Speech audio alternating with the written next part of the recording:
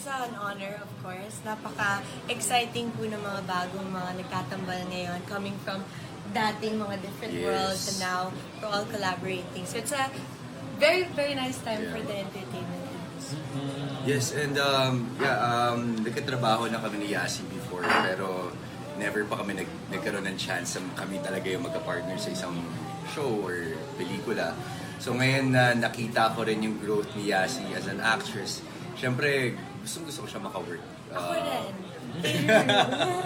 Ayun, and we're very happy, of course, na nagkaroon kami ng chance to work with each other. Very excited, very, very happy.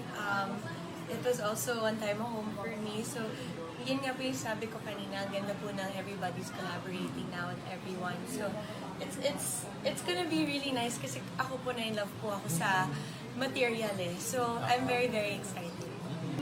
It's gonna be nice to see sila Barbie again. Si Bea po nakikita po namin sa Viva.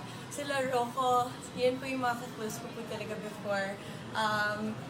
Sila Win, may mga babies na sila, like they're grown so much as well. So, I'm excited to see them.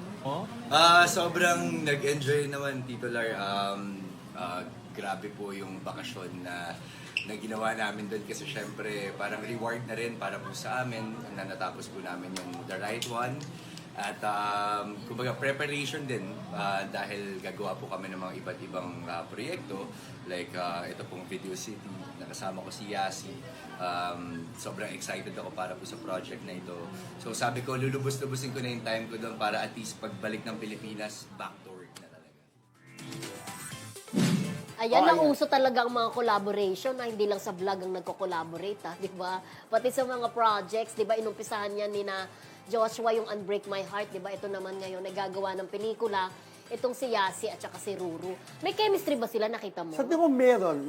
Hindi naman kukunin kung walang chemistry. Di ba? Bagay naman sa... Pero yan nga po, gaya ng sinabi natin kanina, yung tayo ni Allen Dizon, ang mga artista dapat din magnegosyo. Ito pong si Ruru Madrid, habang malaki ang kinikita sa showbiz, may negosyo siya pa, di ba? Doon sa lugar nila sa Marikina. Yung pong parang tapsi-tapsilugan, yung dating, di ba? Correct. So yun kasi matalino tong si Ruru na baka mamaya, hindi na siya in demand eh. Wala na siyang pagkakakitaan, di ba? Pero eto, sabi niya, gusto ko makatrabaho si Ruru. Excited ako makatrabaho. Si Ruru naman dito. Diyos ko! Nung bang ini-interview sila dati, nagsasalta po siya, gusto ko makatrabaho si Ruru. Si Ruru masaya, gusto ko makatrabaho siya. Wala namang ganun, joke. Kaya natutuwa lang ako. Pero baka nga, hindi lang sila natatanong. Pero yung may chemistry, sa tingin ko naman, hindi sila tiwalaan ng Viva na bigyan ng project kung wala nakikita ang chemistry.